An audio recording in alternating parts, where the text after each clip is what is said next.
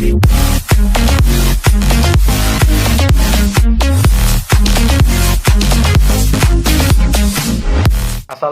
warahmatullahi wabarakatuh. Perkenalkan, nama saya Dwiki Abdullah Badaang.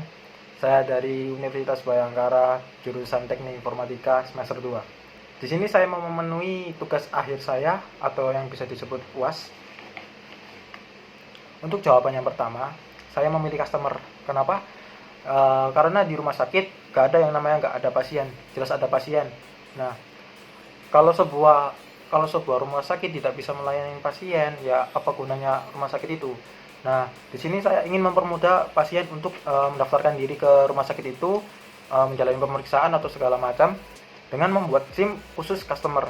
Nah, SIM ini saya buat untuk mempermudah pasien untuk melakukan pendaftaran ke rumah sakit tersebut, seperti memasukkan data diri, BPJS atau segala macam dengan mudah melalui online.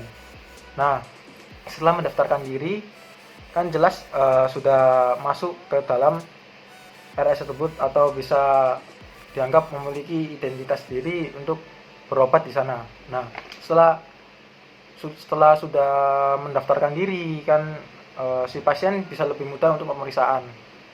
Tinggal membuka SIM, tinggal memilih apa yang ingin diperiksa atau diperiksa kesehatan atau bikin check up kesehatan, dan itu bisa, dan yang lain-lainnya.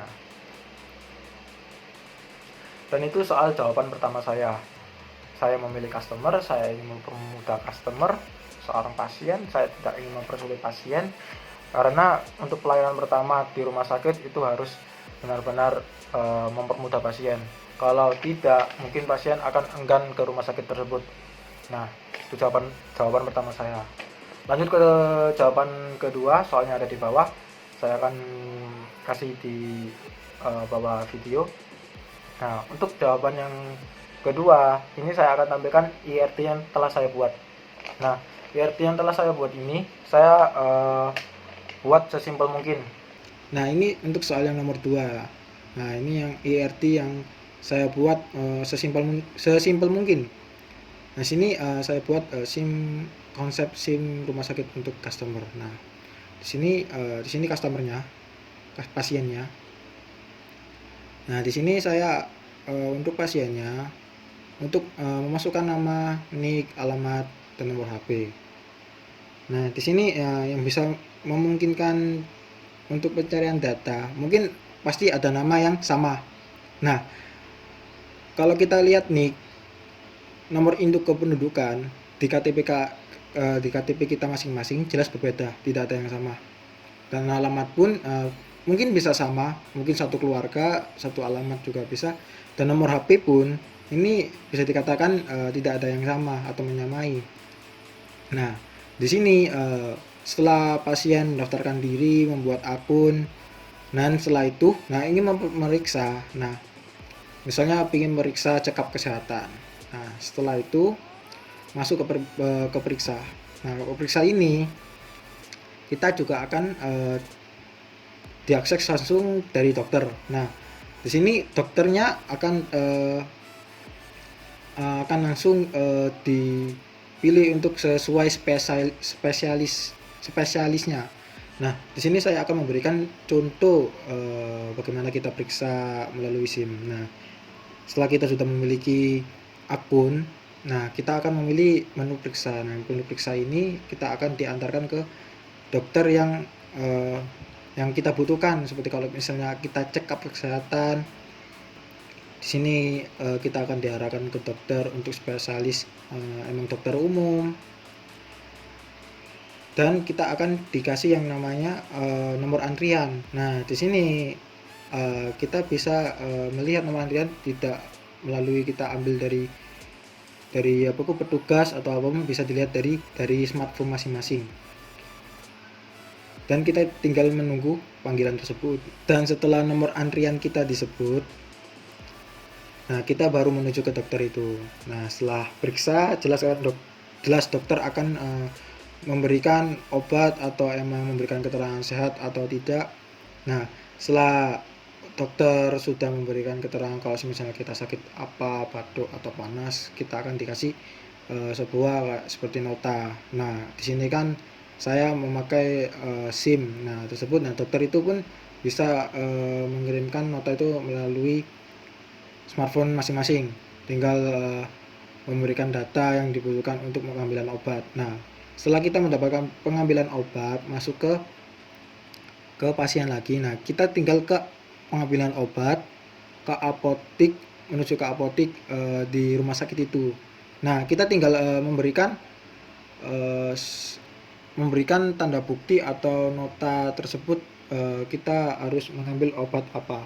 Nah, kita tinggal memberikan ke petugas apotik tersebut. Nah, di petugas apotik tersebut pun itu saya juga akan memberikan SIM untuk mempermudah pencarian obat. Nah, kita tinggal memasukkan nota itu, memberikan, tinggal petugas apotik itu tinggal mencatat apa obatnya, jenis obatnya, barcode obatnya.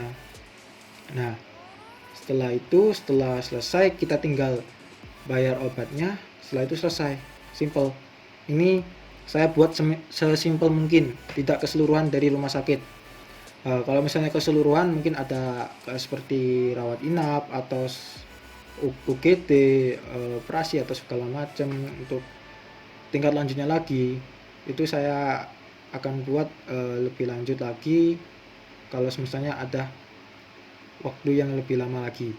Nah, di sini saya buat sesimpel mungkin.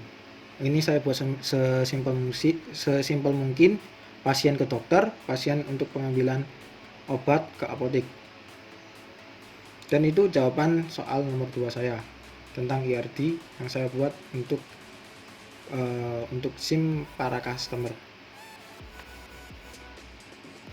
Untuk pertanyaan yang terakhir, di sini tentang keamanan SIM. Nah, keamanan SIM yang saya akan berikan ke dalamnya, sini saya setiap customer, saya akan untuk setiap customer di sini harus memasukkan PIN aksesnya atau kode aksesnya untuk memasuki ke akun tersebut.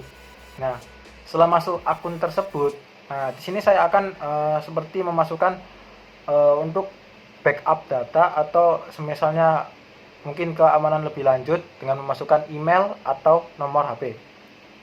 Nah, setelah itu dan agar para customer bisa terjaga data dirinya, kami akan memberikan informasi dan data diri untuk pihak-pihak yang berwenang seperti dokter, apoteker, dan termasuk customer itu sendiri, dan pihak-pihak seperti petugas admin yang mengurus SIM tersebut, agar data dan informasi bisa terjaga lebih aman. Dan itu adalah keamanan yang telah saya buat untuk SIM yang telah saya rancang. Dan itu adalah semua jawaban yang saya jawab untuk memenuhi nilai tugas akhir di semester ini atau UAS. Dan saya undur diri. Wassalamualaikum warahmatullahi wabarakatuh.